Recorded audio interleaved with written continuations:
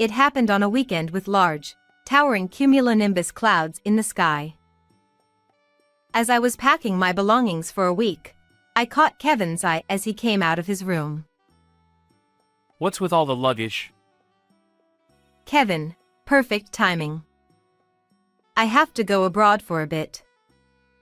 The bar is closed, but I should be back in about a week, so please take care of the house.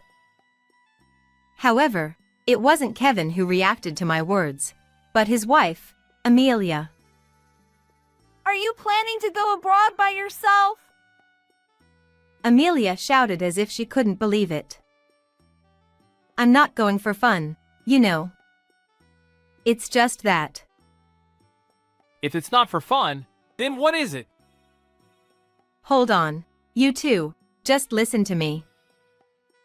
I tried to calm them down and explain the situation, but their excitement only grew, making it impossible to have a proper conversation. This is unfair. We're living together, after all. They continued to make a fuss, and Amelia eventually went so far as to say, "It's ridiculous to travel alone. If they had the energy to scream this much, I'd like them to help with some housework." Why don't you just stay there for good? We don't need you to come back. We'll take over the house and the bar. All right then. I'll leave the house and the store entirely to you two. Realizing that further discussion was pointless, I decided to follow through with my declaration and moved abroad as planned, entrusting everything to them. As a result, they ended up in a terrible situation. My name is Maria, and I'm 56 years old. I lost my husband early on and have been making a living by running the bar he left behind. It's not a very large establishment, just a cozy little place that can seat about 10 people. I have no employees. I manage everything by myself. Fortunately, I always have regular customers, so the place is never empty. There's always someone who drops by to unwind and relax after a long day. Because you're here, Maria, I can keep going tomorrow too. You shouldn't drink too much. You have a wife and daughter, don't you? They're cold to me. Don't say that. Why don't you take home some cake for them? I'm sure they'd be happy. Sometimes, we have exchanges like this. I have a son. He is already an adult and works as a company employee, but he has no interest in helping out at the bar or taking it over. My son, Kevin, works for an electronics manufacturer and enjoys talking passionately about new products he likes while making his sales rounds every day. Because his workplace is far away, he rarely comes home, but when he does, he always enthusiastically talks about things like LCD TVs and vacuum cleaners. Of course, I don't understand much about electronics, but from our conversations, I can tell that Kevin has a job he wants to do as a company employee and that he finds it both appealing and fulfilling. If he ever wants to take over the bar, that would be a different story, but I have no intention of forcing him to do so. As long as Kevin can work happily, that's all that matters to me. He's at an age where it would be nice if he got married, which would put my mind at ease. However, since I haven't heard any such happy news yet, it seems like that might still be a way off. One day, a regular customer came in, soaked from the sudden rain. This customer, Mr. Smith, is well-versed in art and often visits exhibitions in the city. He walked into the bar, looking weary and exclaiming, "What a mess!" As he spoke, he glanced at the paper cutouts displayed in the bar, as he usually did. I create these paper cutouts as a hobby, and the ones displayed at that time were also my creations. Is this a new paper cutout? A fireworks festival. Ah! It's so charming and elegant. Thank you. It's worth the effort when I hear that. I started making these paper cutouts after turning 40, teaching myself using a book I found at a bookstore. Holding a design knife and meticulously working on the cutouts during breaks from work and house chores has become my relaxation. Although I don't sell them, I display my completed works in the bar, and it brings me great joy when customers occasionally compliment them. Maria, your paper cutouts are amazing. It's a shame not to sell your work. Oh, come on, it's just a hobby, I said, laughing it off as I served him tea. I've always been good with my hands, and lately, I've been creating more intricate pieces. Choosing themes that match the seasons is also a lot of fun. As they say, practice makes perfect. It was an evening with lingering, muggy heat. As I was preparing to open the bar, I received a message from Kevin. He said he wanted to come home today. The bar and my home are a bit far apart, about a 20-minute drive. I wanted to go home for him, but it was almost opening time. Kevin had always come back without any prior notice, so I wondered why he suddenly seemed so formal. Nonetheless, I replied immediately. I'll be at the bar today, so let's do it on my next day off.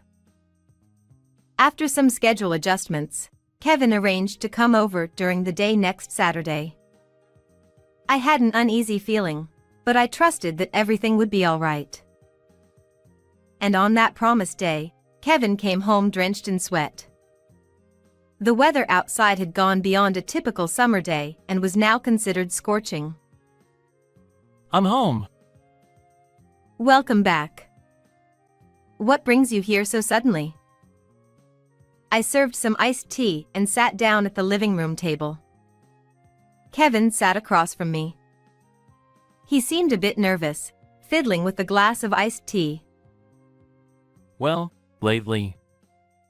It's been so hot, and I was wondering how you were doing. Oh, you were worried about me? Thank you. How's work? Yeah, it's busy, you know. With the summer heat, sales of air conditioners and fans are doing well. Noticing his unusually hesitant demeanor, I started to sense something was off. It was clear he was either trying to say something difficult or hiding something. And? When I casually responded, Kevin suddenly became serious, hesitated for a moment, and then said, Actually, there's someone I want to marry. What?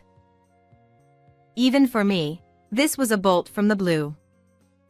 He had never introduced a girlfriend before, nor had he shown any signs of being in a relationship. How could any parent not be surprised by such sudden news? I was instantly curious. Who is she? What kind of person is she? I had no idea you had a girlfriend. Well, I hadn't mentioned it. She's really cute. Kevin's face turned bright red as he started to speak slowly. Her name was Amelia, and she worked at a boutique. About a year ago, Kevin met her when he accompanied a colleague to pick out a gift for the colleague's wife. He was captivated by her brisk manner, her fashion sense, and her lovely eyes. Since then, he had been visiting the shop often, exchanged contact information, and started dating her. He often felt comforted by her cheerful smile, and even though she could be a bit sharp-tongued at times, he loved everything about her. After talking for about an hour and showing me photos on his phone, I saw pictures of him with her. She was stylishly dressed, had blonde wavy hair, and well-manicured nails. The two of them looked truly happy together. However, there was one thing that concerned me. His girlfriend wasn't here. So, when is Amelia coming over? I asked, trying to contain my excitement. She was supposed to come with me today, but it seems she's caught in traffic and said she'd be late. Oh, in that case, You should wait for her at the nearby shopping center. After all, she wouldn't know our place, right? Just then, a message arrived on Kevin's phone. I arrived. Where are you, Kevin? I caught a glimpse of the message, which was very cute, as if typed in a hurry. Kevin's ears turned bright red, and he quickly hid the screen before rushing out of the house. I'll go pick her up real quick. As I watched the front door slam shut behind him, I shrugged my shoulders. After just a few minutes, Kevin and Amelia arrived. Hello. Is this Kevin's mom? As soon as she entered the doorway, Amelia pointed at me and said, "Nice to meet you. I'm Kevin's mother, Maria. Please come in." I welcomed them with a smile, but I couldn't help but have some reservations about Amelia's outfit. I thought she was coming to meet me for a potential marriage discussion, but she was wearing an off-the-shoulder top and a miniskirt, which didn't seem appropriate for meeting her boyfriend's parent. Considering she worked in a boutique, I wondered why she didn't choose something more formal and suitable for the occasion. Or perhaps, this was her idea of formal attire? I felt a bit uneasy, wondering if I was just out of touch with the younger generation's sense of fashion. I poured iced tea into glasses and brought out some snacks, setting them on the living room table. Wow. These are popular rusks from that shop in the shopping mall. Kevin's mom, you have great taste. Oh, thank you. So, you're Amelia, right? Kevin told me about you. Yes, that's me. And the iced tea is delicious. She gave off an impression of being cheerful and carefree. Her nails were also perfectly done. How old are you? I'm 24. There's a 5-year difference between me and Kevin. I was surprised to hear that Kevin had such a lovely girlfriend. He hadn't mentioned anything about you. You're working, right? Yep, I work at a select shop near Kevin's office. I'm in my 2nd year there. I got the job right after graduating from fashion school. Oh, can I have some more rusk?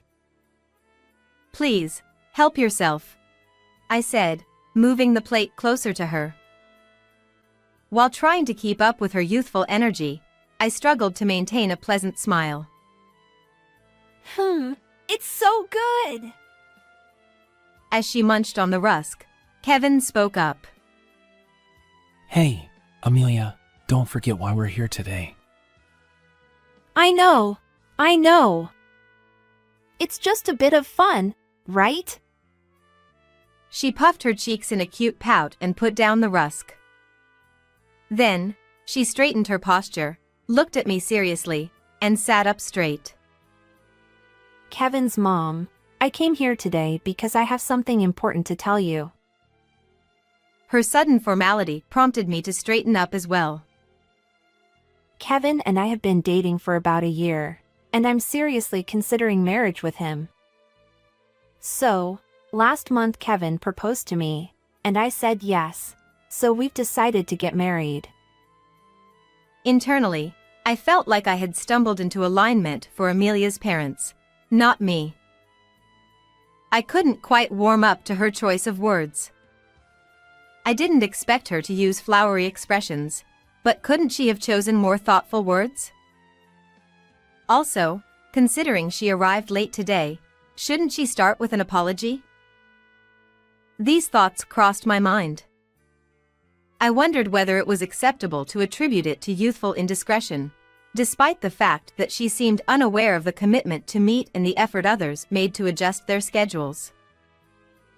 I refrained from voicing my concerns to preserve the atmosphere, gently expressed my reservations, and politely asked her to leave for the day.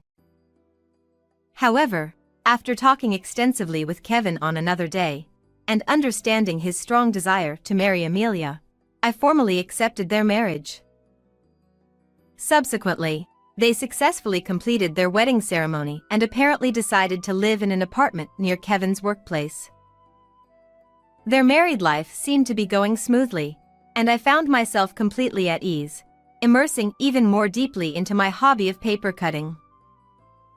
Time passed, and before I knew it, a whole season had gone by, and another hot summer arrived.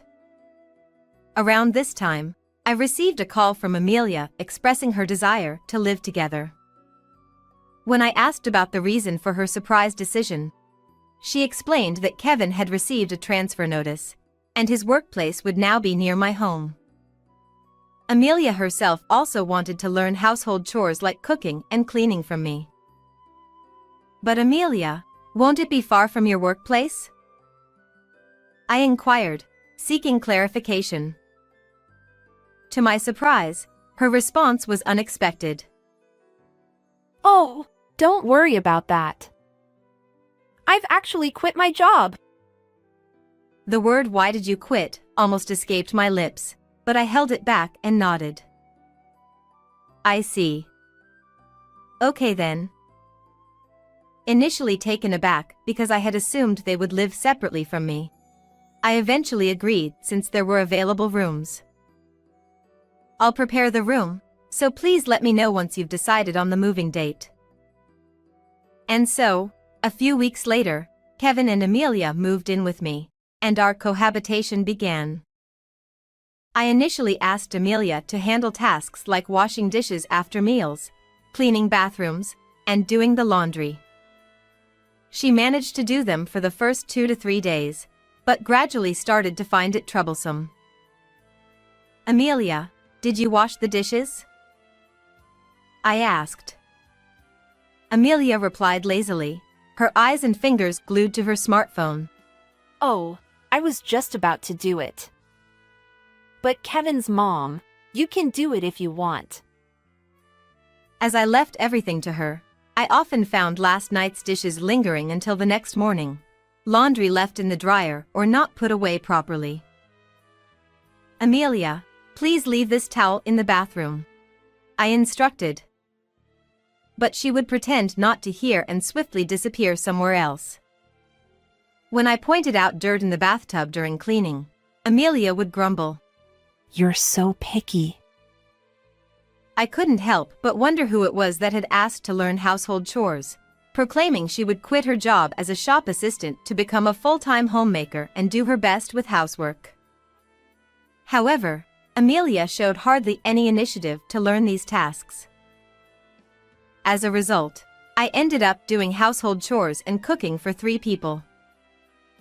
To my further surprise, I later found out that the real reason Amelia was late on the day she first came to greet us with Kevin wasn't due to traffic, but simply because she overslept. I was so dumbfounded that I couldn't even speak. Even after they moved in, I continued my hobby of paper cutting in the living room, finding solace in this immersive activity. However, when Amelia saw my paper cuttings, she sneered as if mocking them. What's the point of this, huh? She remarked. As for what Kevin truly thought about his tactless wife, I couldn't say for certain. Whenever I tried to express my feelings about her, it seemed to fall on deaf ears. Mom, could you please not be so critical? Kevin would sometimes interject. Well, I am a serious person at heart. Amelia would retort, and they would ignore my concerns altogether. One weekend, with large cumulonimbus clouds in the sky, I was packing a week's worth of luggage when I caught sight of Kevin emerging from his room.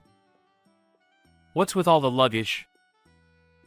Kevin asked, eyeing the amount curiously. Kevin, it's perfect timing. I'm going overseas for a bit.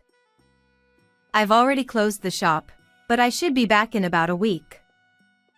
Please take care of the house while I'm gone, I said. It wasn't Kevin who responded to my words, but Amelia. She had somehow appeared behind him. Are you planning to go overseas by yourself? Amelia exclaimed, sounding incredulous. You're leaving me and Kevin behind? That's not fair. It's not a vacation. You see. I began to explain. If it's not a vacation, then what is it? Kevin interrupted. What about the meals? The laundry? The cleaning? Are you dumping everything on me? Amelia demanded, her voice rising. Listen, both of you, please. I tried to get a word in. So you're using the money I earn to go on a trip? I'm disappointed in you. Kevin shouted. Where are you going? You should be taking me and Kevin with you. We live in the same house. Amelia insisted. I attempted to calm them down and explain the situation, but their anger only intensified, leaving no room for a rational conversation. Enough! I finally yelled. Even then, they continued to yell, with Amelia declaring that traveling alone was ridiculous. If they had enough energy to argue, I wished they would channel some of it into doing household chores. Amelia then said something that shocked me to my core. Why don't you just stay there forever? We don't need you to come back. We can take over the house and the bar. For a moment, I felt my blood run cold. I realized then that any further discussion would be futile. Fine. As you wish, Amelia. I'll leave the house and the bar to you both, I declared, my voice remarkably calm. Then, as planned, I left for my overseas trip. 2 weeks later, I received a phone call from Kevin. Despite it being their home, they were being asked to leave. Oh, that. Actually, I began to explain. I revealed how my late husband had once tried to sell the house and land due to his gambling debts. Relatives, having heard about the situation, had lent us a large sum of money to help out. However, my husband never managed to repay the debt and passed away. Consequently, I transferred the ownership of the house, the bar, and the land to those relatives as a settlement. In reality, this was never a house where we could stay indefinitely. We've been living here because our relatives graciously rented it to us at a very low price, I said. What about the bar? The land it's on? Kevin asked, his voice tight with panic. The shop's land and building too. When we had that discussion and I decided to move overseas, I took care of the lease termination before leaving, I replied. I could sense Kevin's stunned silence over the phone. He was probably standing there, pale-faced, in shock. And about the shop? I continued. I had planned to close it soon anyway because sales had been declining. What? What do you mean by that? Amelia shouted, evidently listening on speaker. A while back, a new bar opened nearby and took most of our customers. It got good reviews for being affordable, I explained. I could almost see them both burying their heads in their hands. I never heard about this. Kevin began to shout, but it was too late. You never asked, and I didn't need to tell you, I responded coolly, cutting him off. That's so unfair. Kevin's mom. Why didn't you tell us? And then you just left for overseas like you were running away. Amelia exclaimed. Amelia, you misunderstand. I didn't leave to run away, and it certainly wasn't for a vacation. The real reason I came overseas was to hold a solo exhibition of my paper cutting art. I clarified. Huh? Amelia reacted in disbelief. It turned out that Mr. Smith, a regular at my bar, had photographed my paper cuttings and posted them on social media. These posts garnered significant praise from international artists. Subsequently, one of Smith's acquaintances, who owned a private gallery, offered me an opportunity to hold an exhibition abroad. That was why I had come overseas, I explained. Kevin and Amelia were both taken aback. I remember you once asked what good it was. Well, as the saying goes, practice makes perfect. My hobby of paper cutting led to this opportunity to move overseas, I said. Though they continued to argue on the other end of the line, I paid no mind and ended the call. Here's what I heard from my relatives afterward. Kevin and Amelia, trying to salvage the store that was barely avoiding the red, eventually decided to close it. They are now overwhelmed with the various procedures involved. Balancing these tasks with their regular jobs must be quite challenging. They also ran around trying to recontract the rental of the house, but my relatives refused, saying, "We only rented it to Maria." Consequently, Kevin and Amelia were forced to move to a new place. This ordeal cost them a lot of money, including moving expenses, store closure costs, and house cleaning fees to restore the property. With their finances strained, Amelia could no longer afford to be a full-time housewife and had to find part-time work. Juggling her job with household chores and cooking led to increased stress, causing her to snap at Kevin more frequently. As for Kevin, he reportedly complained that his relationship with Amelia had deteriorated. It's likely because he still didn't help with washing dishes or cleaning the bathroom, exacerbating their issues. Meanwhile, my solo exhibition overseas attracted many collectors, and my works quickly found buyers despite their not-so-modest prices. It felt like a dream to see my amateur paper cuttings sell. The gallery owner praised my work highly. These delicate and beautiful pieces can only be made by you. They are wonderful. Mr. Smith even flew in from the US to congratulate me and brought flowers. On his suggestion, I rented an apartment near the gallery to use as my base of operations. In another 6 months, I should save enough to move to a larger place.